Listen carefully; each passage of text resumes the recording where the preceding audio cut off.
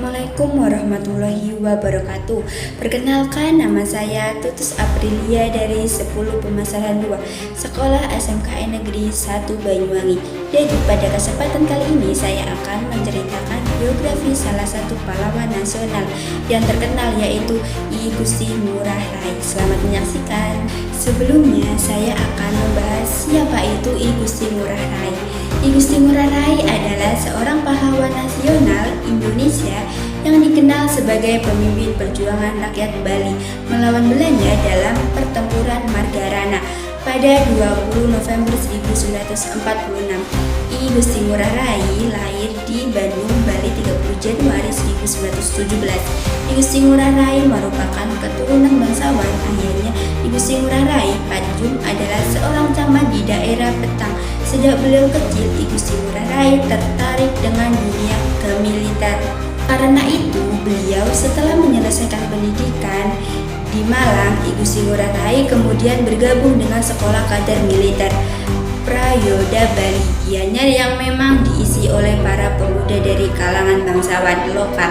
Pada tahun 1940, Ngurah Rai akhirnya lulus dan dilantik sebagai Letnan II, dan setelah itu ia melanjutkan pendidikannya kembali di Corps of Lighting for Reverse Operation Magelang dan Pendidikan Artileri Malang. Pada masa pendudukan Jepang, I Gusti Ngurah Rai bekerja menjadi pegawai di salah satu perusahaan yang memang bergerak di bidang pembelian padi rakyat.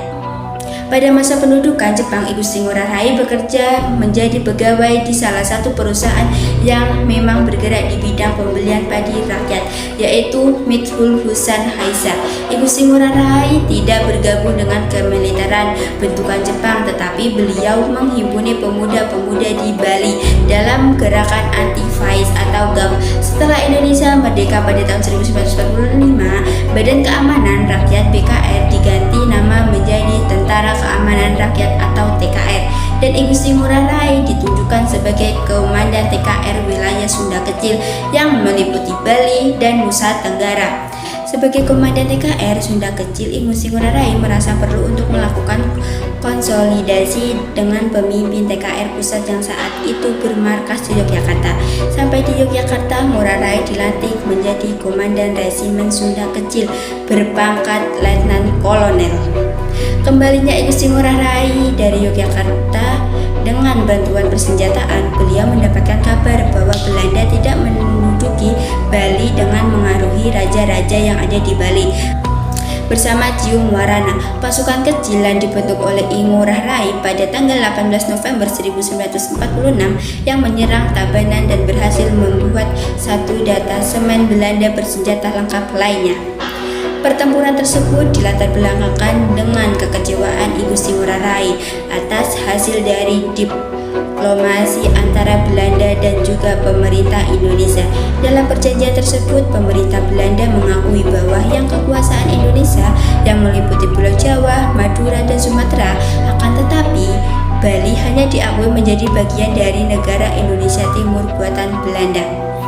Kekalahan di pertempuran tersebut memicu Belanda untuk membalaskan dengan mengarahkan seluruh kekuasaannya yang ada di Pulau Bali dan juga di Lombok. Sebanyak kurang lebih 2.000 pasukan bersenjata lengkap dan sejumlah pesawat terbang Belanda pun menyerang I Gusti Ngurah Rai dan pasukan kecilnya. Dalam pertempuran tersebut, pertahanan demi pertahanan yang dibentuk oleh Ngurah Rai hancur di desa Margarana. Pertahanan terakhir Cium Warana, Ngurah Rai dan pasukannya berhasil dikalahkan. Perang tersebut akhirnya dikenal dengan Perang Puputan Margarana karena sebelum gugur Ngurah Rai sempat meneriakkan kata puputan yang berarti perang habis-habisan sampai mati. Peristiwa tersebut terjadi pada tanggal 20 November 1946. Dan berkat jasanya tersebut, Ngurah Rai mendapatkan gelar Bintang Mahaputra dan dinaikkan pangkatnya menjadi Brigjen TNI Anumerta. Tidak hanya itu, beliau juga mendapatkan gelar Pahlawan Nasional berdasarkan SK Presiden RI nomor 63 TK 1976 tanggal 9 Agustus 1975. Nama I Gusti Ngurah Rai juga dijadikan sebagai nama bandara dan nama jalan utama di Bali, serta gambarannya tertera di uang pecahan Rp50.000. Ada pula acara tahunan yang diselenggarakan setiap 20 November sebagai momen pengingat sejarah Puputan Magahrana. Mungkin sekian yang bisa saya sampaikan dari biografi tentang Ibu Sri Ngurah Rai. Mohon maaf jika ada kata atau kalimat yang tidak berkenan. Semoga apa yang saya sampaikan bisa bermanfaat buat yang menonton. Saya akhiri, wassalamualaikum warahmatullahi wabarakatuh.